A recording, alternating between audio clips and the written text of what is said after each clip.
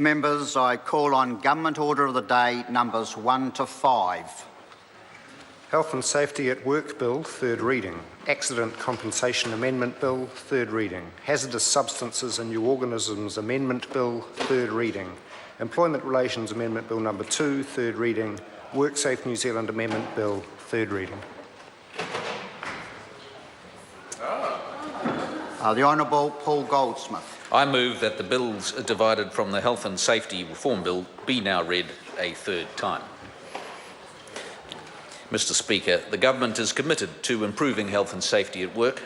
This bill is an important part of that commitment and will play a major role in helping us to meet our target of reducing New Zealand's workplace death toll by 25% by 2020. But robust and effective legislation is only one part of this. We all need to change how we see our involvement and responsibility for work, health and safety to truly have a lasting shift in our safety culture. The bill delivers a system that gets the balance right, focusing effort on what matters by ensuring critical risks are managed while reinforcing proportionality. What businesses have to do depends on what is reasonably practical given their risk and their level of control. The bill recognises the complexity of modern working arrangements made up of diverse workforces. Moving away from the narrow employer-employee focus, this bill ensures that everyone, irrespective of their roles within the workplace, has an appropriate level of obligation to make sure their health and safety and that of others is not adversely affected by the work. This begins with the person conducting a business or undertaking, the PCBU, who must do what it reasonably can to help its workers and others affected by its work safe and healthy. In practice, duties can overlap and PCBUs need to work together, doing what they can within what they are able to influence and control to take action that is reasonable and proportionate to the risks. This does not mean duplication of effort.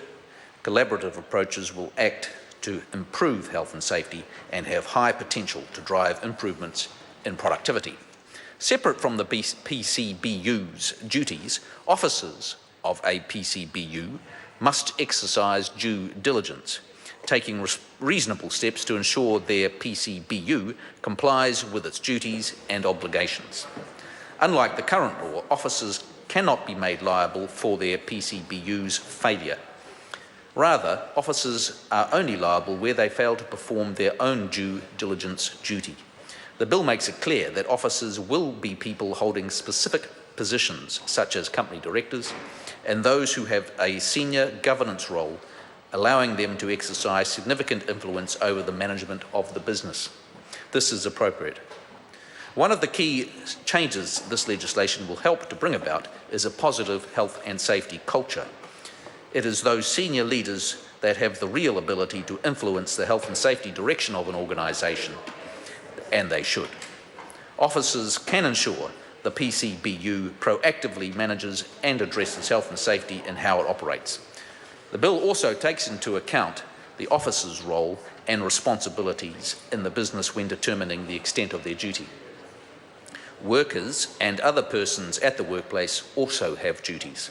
They will be required to take a reasonable degree of responsibility for their own health and safety and ensure that they don't adversely affect the health and safety of others.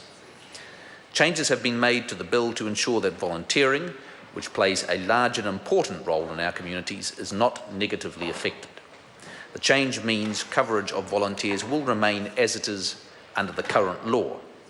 Yet the bill continues to ensure appropriate protection for everyone, including volunteers, from the risks associated with the work of a PCBU. Community purpose volunteer associations that do not employ anyone will continue to be excluded as a PCBU under the bill. As under the present law, volunteer organisations that do employ people will have duties to those workers and in relation to the work that the organisation does. A distinction between volunteer workers and other casual workers has also been made. Yet this does not mean that casual volunteers are not covered by the bill.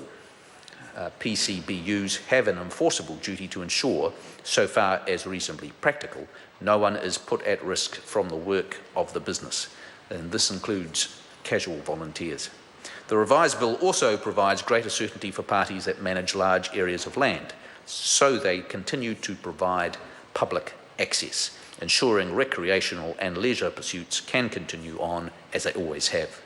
Under the bill, a workplace is defined as a place where work is being undertaken or usually takes place, including where a worker goes or is likely to be at while at work.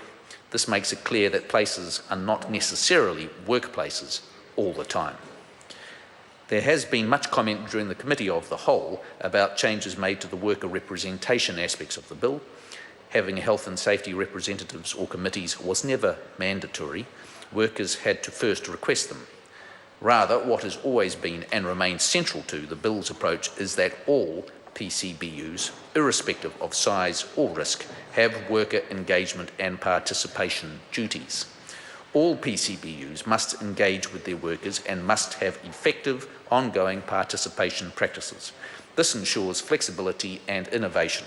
Businesses and workers are free to have practices that work for them. The bill does not exclude small businesses that are not high risk from having to engage and have worker participation practices. Also, despite some reports to the contrary, it does not exclude these businesses from the main duties. These duties will continue to apply to all PCBUs. Part of a PCBU's duty is to engage with workers on the development of worker participation practices, so all workers will be able to express their views and contribute to the establishment of their worker participation practices. An issue resolution mechanism also applies, and the regulator can still be contacted with any concerns. I'd like to thank members of the Transport and Industrial Relations Committee who considered this bill, as well as those that submitted on it. Overall, the changes to the bill have acted to clarify how the bill works, providing an effective legislative framework in which everyone can recognise that they have a part to play and responsibility for health and safety at work. Regulations and guidance are also an important element of this and will ensure that a robust and effective system exists. I commend this bill to the House. The question is that the motion be agreed to. Mr. Speaker.